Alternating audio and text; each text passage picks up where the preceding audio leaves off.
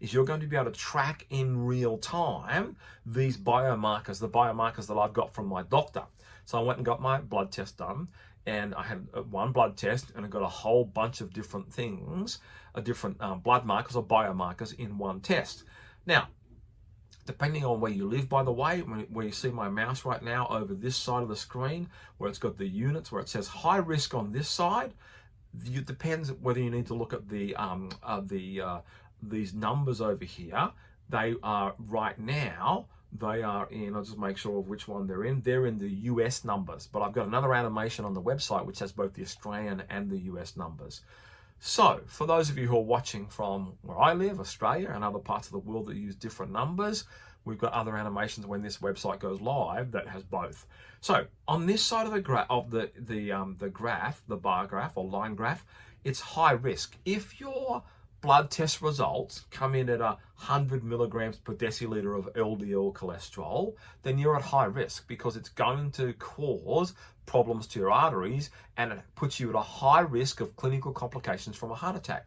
If you have HDL cholesterol, which is in the very low levels, so let's say 35 milligrams per deciliter, then that puts you in a high risk. You want HDL, high density lipoproteins, to be higher because they provide something called reverse cholesterol transport, which helps to get cholesterol out of your arteries where it can't cause damage to the arterial wall. So that's why if you have a high LDL cholesterol, it's better for you. So in Australian numbers, I'll use my Australian numbers for a moment. I used to have, when I started 2 years ago, a HDL cholesterol of 1.2, but now today it is 1.7. So it's increased significantly, which has really helped my profile. Triglycerides, it's a very negative blood fat to have. You don't want to have that too high either. You're at high risk if you have it at 100 milligrams per deciliter. You don't want to have it too high. What you want to do is you want to have your triglycerides at a lower level. And the same with fasting insulin. My triglycerides, for example, they used to be, when I first started, when I had a low VO2 max, I had triglyceride levels that were 1.9, which is not good. As I incrementally over a 2-year period increased my VO2 max score, my triglycerides went down to the point today where they are 0.7, and it should be 1.0 or below. The same with my fasting insulin. My fasting insulin used to be at level 16 units, and it's now down to 6 units, which means that my body is way more metabolically flexible. So what's going to happen is that when the Longevity Builder program comes out, the learning ecosystem and the technology, you're going to be able to track those in real time and find out where yours is at, and we're going to give you some tools to interpret that so that it can make it very simple, very easy for you to understand where, based on where you're at right now, what you can do about it, like I have been doing over the last 2 years as I approach 60 in April of 2026, to bring mine down into what we call an elite level range, so that I'm at a lower clinical risk of complications from these chronic diseases. Let me look at the cancer, which is cancer is one of the most insidious diseases there are. I got to interview a doctor about cancer from Penn State University, Dr. Catherine Schmitz. She is a PhD in exercise oncology, so cancer and exercise together. She's from the Faculty of Medicine at Penn State University. She basically told me, in a nutshell, we had over an hour-long interview together on my audio podcast, where she talked to me about this animation.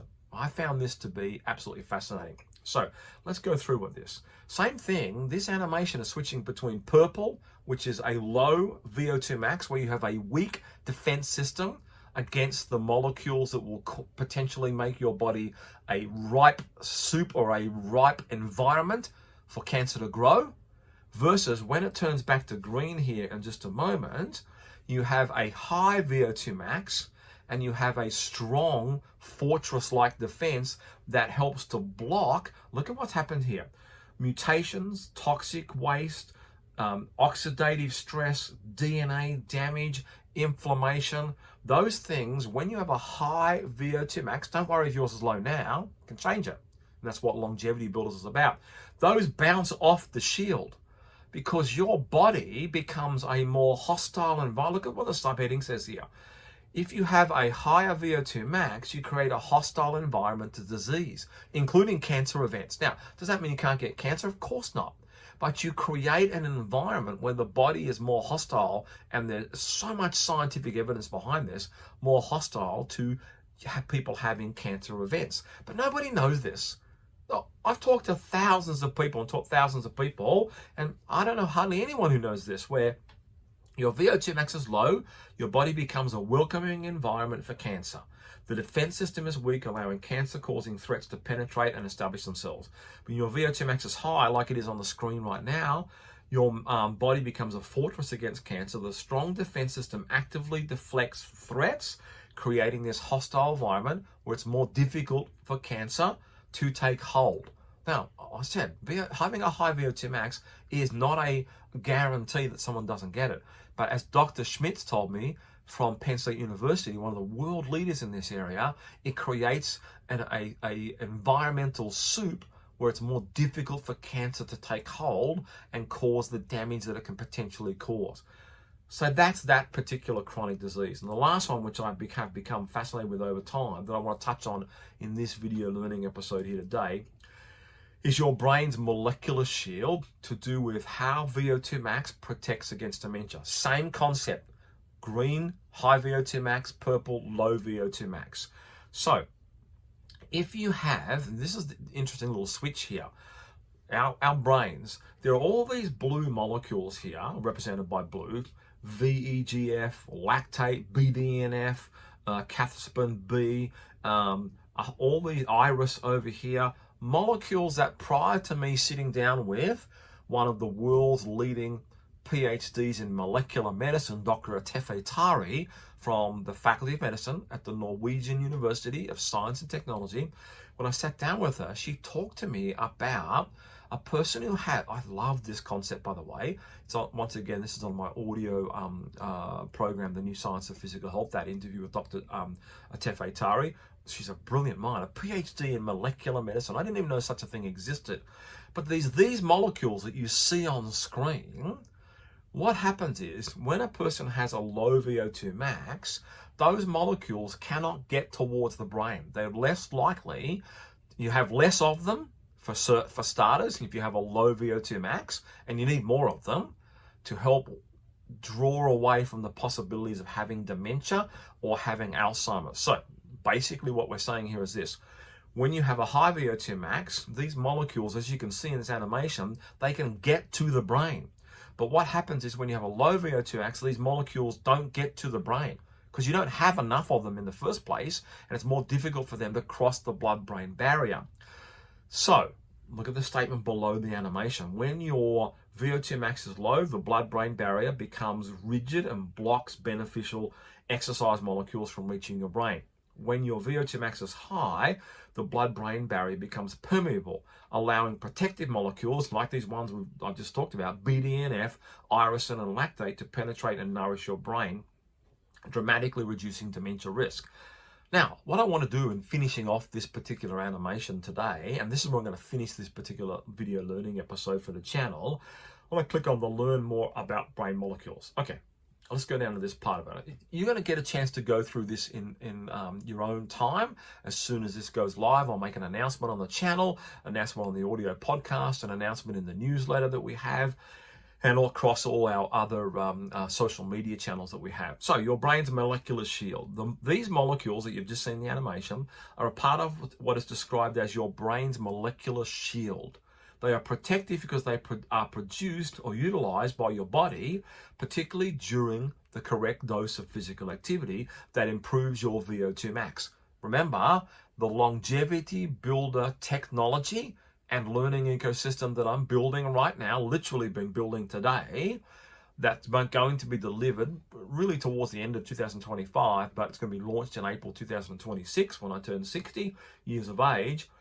What happens is that it helps a person to build up their VO2 max, particularly those people who have, I was talking with a lady just recently at a workplace where I just went and visited to go and buy something, and I had to go and buy, and we were chatting about what it is that I do.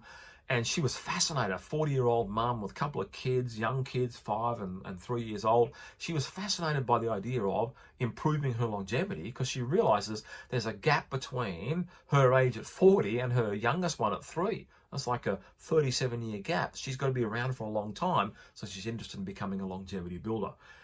So you have a specific beneficial effect on the brain health that can combat the processes leading to dementia and Alzheimer's.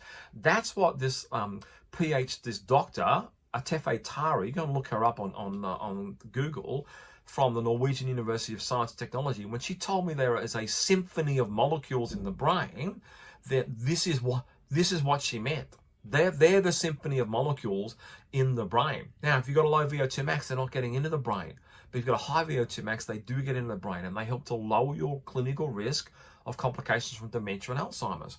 So let's look at a couple of these molecules. I won't go through too many of them. BDNF, brain-derived neurotrophic factor. Oh, I've never heard of these things, by the way, until I sat down with Dr. Tari.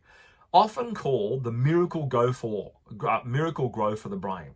BDNF, brain-derived neurotrophic factor, is a protein that's crucial for the survival, growth, and maintenance of neurons, so the neurons in your brain. It promotes neurogenesis, the creation of new brain cells, and something called synaptic plasticity, the strengthening of connections between them, which are essential for learning and memory. Higher levels of BDNF are strongly associated with improved cognitive function, so how you think, and a lower risk of neurodegenerative diseases. This is what Dr. Tari told me, and her research is all about this over in Norway and other leaders around the world as well, that you get more BDNF the higher your VO2 max. It's just as simple as that. VEGF, vascular endothelial growth factor. For those who've never heard this before, endothelial tissue is the lining on the skin. If you took your artery, which is a tube, the lining on the inside, that's called your endothelial tissue, endothelial cells. So VEGF is a molecule vital for angiogenesis, the formation of new blood vessels. In the brain, it's critical because it improves blood flow, ensuring the brain cells receive a steady supply of oxygen and nutrients. Enhanced circulation helps to more effectively clear the metabolic waste products, including, I don't know how to pronounce that word, amyloid, I think it is, beta plaques. So plaques, basically, amyloid beta plaques. If you have too many of them, they cause or help to cause Alzheimer's and dementia. They're they're a hallmark of Alzheimer's disease, the website says. So higher VO2 max, you get less problems with Alzheimer's. Irisin, what's irisin? A hormone released by muscle cells during physical activity, correct dose of physical activity. Research has shown that irisin can cross the blood-brain barrier and has a powerful anti-inflammatory effect within the brain. It has been found to reduce neuroinflammation and protect synapses, directly countering the destructive processes seen in Alzheimer's disease. You get more, this is what Dr. Tari told me, you get more irisin in your body if you have a higher VO2 max. Don't worry if it's low right now. We're going to incrementally help you increase it. So no panic about it at all. I won't go through these other ones because there's 3 more. A central message there. I'll close this box down. There's a lot more for me to talk about in this particular website. We've got a whole lot more to go. I'm going to finish off on this screen up here. Don't stop trying to be healthy, start building a longer life.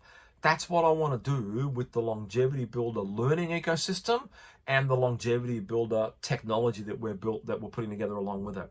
All right, everybody, that's a little insight into the longevity crisis is here.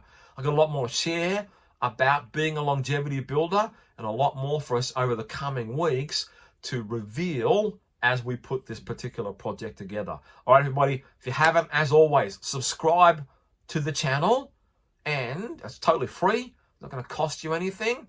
And when this website goes live, depending on when you're watching this, it may already be live, then you can come along and not only dive into this, I've got some really cool things to show you in the next episode that we put together. All right, everybody, talk to you soon. Bye for now.